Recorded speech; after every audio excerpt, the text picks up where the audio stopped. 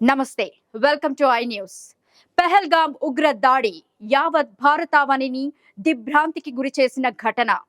ఆ దుర్ఘటన జరిగి సరిగ్గా 16 రోజులు తిరగక ముందే భారత శక్తి ఏమిటో ప్రపంచానికి చాటి చెప్పేలా మన సైన్యం తన ప్రతాపాన్ని చూపింది.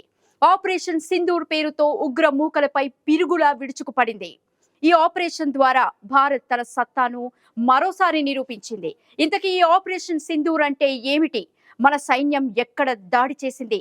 ఎందుకు ఆ ప్రాంతాలని లక్ష్యంగా చేసుకుంది?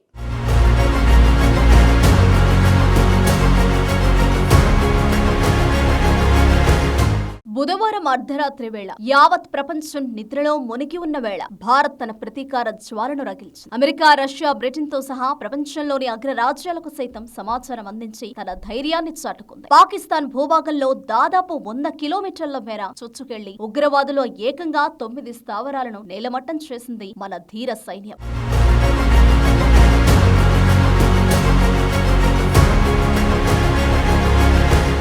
విశ్వసనీయ వర్గాల సమాచారం ప్రకారం భారత సాయుధ బలగాలు పాకిస్తాన్ ఆక్రమిత కశ్మీర్, పాకిస్తాన్లోని 9 వేరువేరు ప్రాంతాల్లో ఉన్న దాదాపు 1 డజను ఉగ్రవాద స్థావరాలను లక్ష్యంగా చేసుకున్నాయి. ఈ లక్ష్యాలన్నీ పాకిస్తాన్ సరిహద్దు నుండి 100 కిలోమీటర్ల లోపలే ఉండడం గమనార్హం. ముందుగా ఈ ఉగ్ర స్థావరాలను గుర్తించడం, వాటి కదలికలను నిశితంగా పరిశీలించడం జరిగింది. ఆ తర్వాత మెరుపు వేగంతో దాడి చేసి వాటిని పూర్తిగా ధ్వంసం చేశారు మన సైనికులు.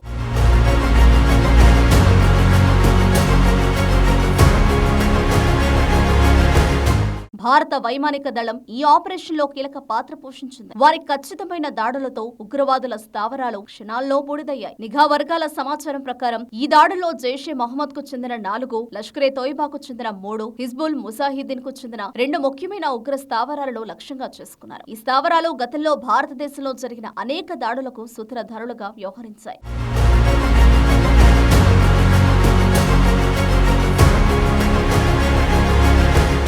భారత్ లక్ష్యంగా చేసుకున్న స్థావరాల్లో జైషే మహమ్మద్ ప్రధాన కార్యాలయం కూడా ఉంది. బహవల్పూర్లో అంతర్జాతీయ సరిహద్దు నుండి దాదాపు 100 కిలోమీటర్ల లోపల ఉన్న ఈ స్థావరం ఉగ్రవాద కార్యకలాపాలకు కేంద్రంగా ఉండేది. ఇప్పుడు దాని ఉనికి ప్రశ్నార్థకంగా మారింది.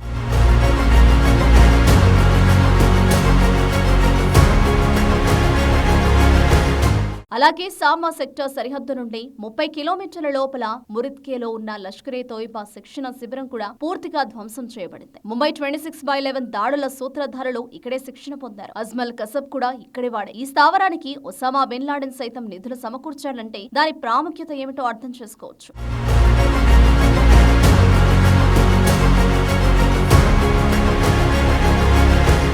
పూంచ్ రాజౌరి నియంత్రణ రేఖ నుండి 35 కిలోమీటర్ల లోపల ఉన్న గుల్పూర్లో మరో ఉగ్ర స్థావరంపై దాడి జరిగింది. 2023 ఏప్రిల్లో పూంచ్ లో జరిగిన ఉగ్రదాడి, 2024 జూన్లో యాత్రికులతో నిండిన బస్సుపై జరిగిన దాడికి మూలాలు ఇక్కడే ఉన్నాయి.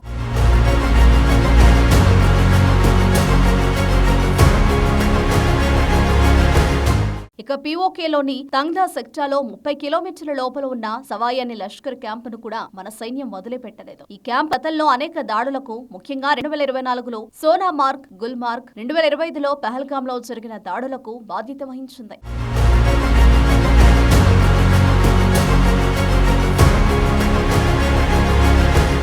జైషే మహమ్మద్ లాంచ్ ప్యాడ్ గా పిలువబడే బిలాల్ క్యాంప్ రాజౌరి జిల్లాలోని నియంత్రణ రేఖ నుండి 15 కిలోమీటర్ల లోపల ఉన్న లష్కర్ కోట్లీ క్యాంప్. ఇక్కడ బాంబుల తయారీ శిక్షణ ఇచ్చేవారు. రాజౌరి జిల్లాకు ఎదురుగా నియంత్రణ రేఖ కేవలం 10 కిలోమీటర్ల దూరంలో ఉన్న బర్నాలా క్యాంప్, సాంబా కదువా సరిహద్దుకు సమీపంలో ఉన్న సర్జాల్ తెహ్రా కలాన్ క్యాంపులను కూడా భారత సైన్యం ధ్వంసం చేసింది. సర్జాల్ తెహ్రా కలాన్ లోని జైషే మహమ్మద్ క్యాంపును అబ్దుల్ రౌఫ్ అస్గర్ పర్యవేక్షించేవాడు.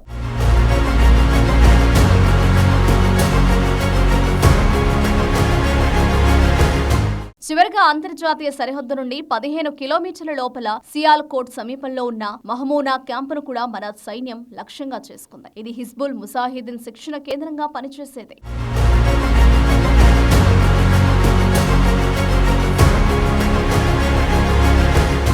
ఆపరేషన్ సింధూర్ కేవలం ఒక ప్రతీకారం కాదు, ఇది ఉగ్రవాదులకు ఒక స్పష్టమైన హెచ్చరిక. భారత భూభాగాన్ని లక్ష్యంగా చేసుకుంటూ ఎక్కడున్నా సరే వారిని వెంటాడి మట్టు పెడతామని మన సైన్యం మరోసారి నిరూపించింది. ఈ ఆపరేషన్ ద్వారా భారతదేశం తన భద్రత, సార్వభౌమత్వాన్ని కాపాడుకోవడానికి ఎంత దృఢ నిశ్చయంతో ఉందో ప్రపంచానికి చాటి చెప్పింది. ఇది ఉగ్రవాదంపై భారతదేశం చేస్తున్న పోరాటంలో ఒక ముఖ్యమైన ఘట్టం.